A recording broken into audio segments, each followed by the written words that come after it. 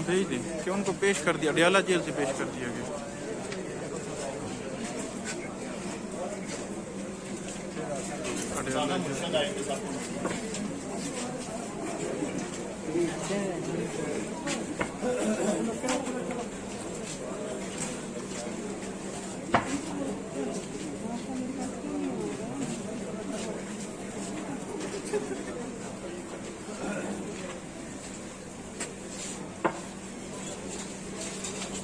बिस्मिल्लाहिर्रहमानिर्रहीम, अस्सलाम वालेकुम नाज़रीन, मैं हूं साकिब बशीर। नाज़रीन, इस्लामाबाद कचहरी से आज फिर मैं आपको अपडेट करूंगा। E11 में जो लड़का और लड़की पर जिनसी तशद्दुद का केस था उसमें आज बड़ी अहम पेशरफ्त हुई है और तमाम मुल्ज़मान पर 6 जुलाई के बाद आज आप ये कह सकते हैं कि 28 सितंबर को तमाम मुल्ज़मान पर फ़र्द जुर्म आयद कर दी गई है और तमाम मुल्ज़मान के पर जो है गवाहान जो शहादत का मरला है उस पर 12 अक्टूबर के लिए उनको नोटिस जारी कर दिए गए हैं। सबसे पहले वो वीडियो दिखाते हैं आपको जिसमें जो मरकज़ी मुल्ज़म है वो ये कह रहा है कि मीडिया वालों कहना मुर्शिद आया था।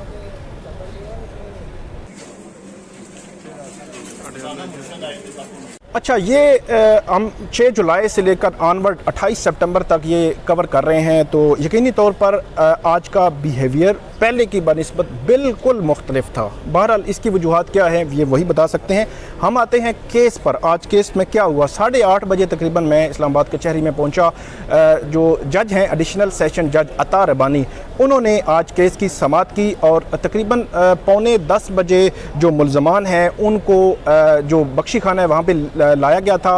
अदालत से पूछा पुलिस वालों ने, जो मुतलका पुलिस एहलकार हैं कि जो है वो मुल्ज़मान आ चुके हैं, तो अदालत ने उनको कहा कि आप फौरी तौर पर उनको लेकर आ जाएं। तकरीबन 10 बजे जो है वो मुल्ज़मान को जो एडिशनल सेशन जज हैं अता रबानी, उनकी कोर्ट में पेश किया गया। तो जब मुल्ज़मान को वहाँ से लाया जा रहा था तो उस रास्ते से, उस दरवाज़े से, कमरा अदालत के दरवाज़े से इंटर होते हुए उससे पहले जो है वो मीडिया के लोग खड़े थे, वो अपनी फुटेजेस या वो बना रहे होते हैं, तो उनको देखकर जो मरकज़ी मुल्ज़म है उसकी जानिब से ये कहा गया कि मीडिया वालों कहना मुर्शिद आया था।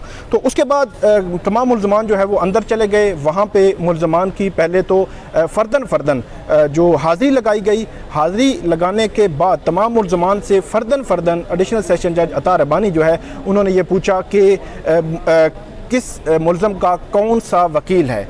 तमाम मुल्ज़मान ने अपने अपने वकला के हवाले से बताया। वहाँ पे हसन अब्बास जो हैं पब्लिक प्रोसिक्यूटर वो भी मौजूद थे, वो भी अदालत को असिस्ट कर रहे थे। यहाँ पे बड़ी अहम बात यह है कि मुल्ज़मान की जानिब से या मुद्दई की जानिब से कोई भी वकील जो है वो वहाँ पे मौजूद नहीं था। 7 मुल्ज़मान हैं, 5 मुल्ज़मान को अडयाला जेल से यहाँ पे लाया गया था और 2 जो है वो क्योंकि ज़मानत पे हैं तो वो अदालत के नोटिस करने और अदालत के तलब करने पर कमरा अदालत में मौजूद थे। इसके अलावा जो मुद्दई हैं लड़का और लड़की वो भी मौजूद नहीं थे, वो पहले भी मौजूद नहीं होते थे। उनके वकला या जो मुल्ज़मान के वकला हैं वो भी मौजूद नहीं थे। बहरहाल कोई कार्रवाई तो नहीं हुई कि उनकी मौजूदगी है वो किसी हद तक या किसी लिहाज से आप कह सकते हैं कि बहुत ही ज़रूरी थी। मुल्ज़मान को जो नकूल थी उन पर फ़र्द जुर्म आयद की गई, उनसे जो है वो अटेंडेंस उस पर दस्तखत लिए गए, उनको बताया गया। उसके बाद मुल्ज़मान जो है बुनियादी तौर पर जो उन पर फ़र्द जुर्म है उसकी सेहत से मुल्ज़मान ने इनकार किया। और अब जो मरला है उस नेक्स्ट मरला ये है कि एडिशनल सेशन जज अता रबानी ने जो गवाहान हैं प्रोसिक्यूशन के उनको तलब किया है। जो मजमूई तौर पर गवाहान की लिस्ट है वो तकरीबन 18 गवाह हैं। इसमें जो 21 गवाह हैं, जिसमें जो मुतासरा लड़का और लड़की ये भी जो इसको प्राइवेट गवाह कहें।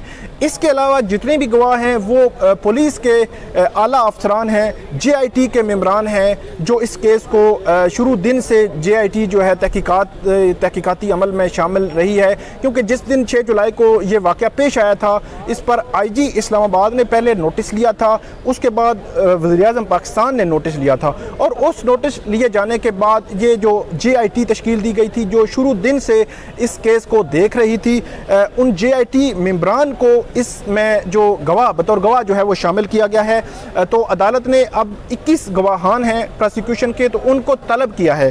तो दोबारा जब जाके जो एडिशनल सेशन जज हैं उनसे मैंने रिक्वेस्ट की कि कौन कौन से गवाह जो है नेक्स्ट तारीख को अदालत ने तलब किए हैं, अगर बाई नेम पता चल जाए तो वो बेहतर होगा।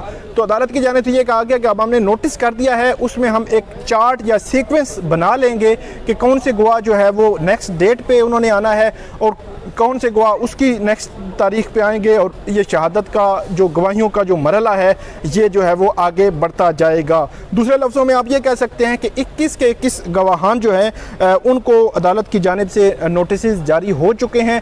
अब वो जब आएंगे या जो भी चार्ट बनेगा वो भी आपके सामने रखेंगे कि और इसके लिए 12 अक्टूबर की तारीख मुकर्रर की गई है। 12 अक्टूबर को शहादतें होंगी इस केस में, शहादतों का जो मरला है वो इस केस में जो है वो आगे बढ़ेगा और उसमें फर्दर जो अपडेट होगी वो भी आपके सामने रखेंगे।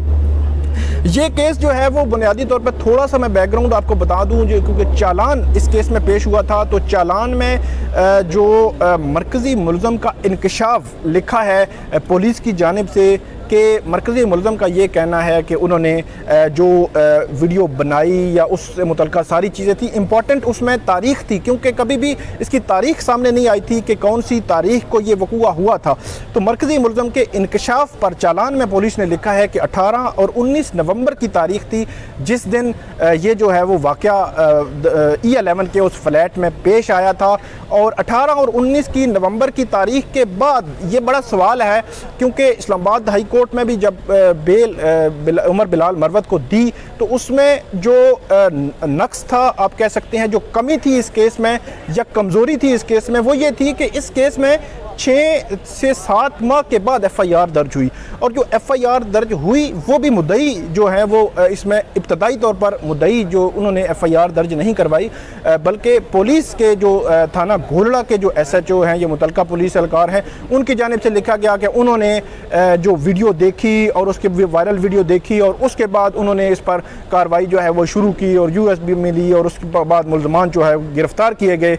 तो ये बुनियादी तौर पर इसका आगाज़ था, लेकिन नवंबर, दिसंबर और उससे लेकर जुलाई 6 तक ये केस कहीं पे भी इस पर बात नहीं हुई, मुद्दई भी इस केस को सामने नहीं लाए। अब जो मुतासरा लड़की है और लड़का, उन्होंने एक तो 3 मुल्ज़मान को शनाख्त परेड में शनाख्त भी किया था, और इसके साथ ही ये था कि जो मुल्ज़मान थे, दीगर मुल्ज़मान, उनकी हद तक भी उन्होंने रोल बताया था। अपना जो 164 का मजिस्ट्रेट के सामने बयान है जो चालान के साथ भी मुंसलिक है, उसमें उन्होंने उनका रोल बताया था कि उनका बुनियादी तौर पर रोल था क्या। तो अब मुद्दई बिल्कुल जो है वो इस केस में शामिल हैं, उनकी जानिब से हसन जावेद शोरश वो जो है वो वकालत कर रहे हैं और वो अपना जो केस अदालत के सामने जो है वो पेश कर रहे हैं। तो अब देखते हैं कि जो इस्लामाबाद हाई कोर्ट ने जो ऑब्जर्वेशन दी थी कि 6 माह देर से, 6-7 माह देर से FIR जो दर्ज हुई, जो इब्तदाई तौर पर जितनी भी रिक्वायरमेंट्स होती हैं ऐसे केसेस में वो पूरी नहीं हुई, वो मेडिकली हों या दीगर जो रिक्वायरमेंट्स हों, तो कैसे जो केस जो है वो आगे बढ़ेगा। तो ये बुनियादी पॉइंट्स हैं जो इस्लामाबाद हाई कोर्ट ने जिनकी निशानदेही की थी। तो ये ज़रूरी था कि आपको जब आज ट्रायल शुरू हुआ है तो आपको आपके सामने मैं रखता कि मुल्ज़मान को किस हद तक किस मामले में फ़ायदा भी हो सकता है। तो ये थी नाज़रीन आज की हमारी वीडियो जो E11 के वाक़या से मुतल्लिक है।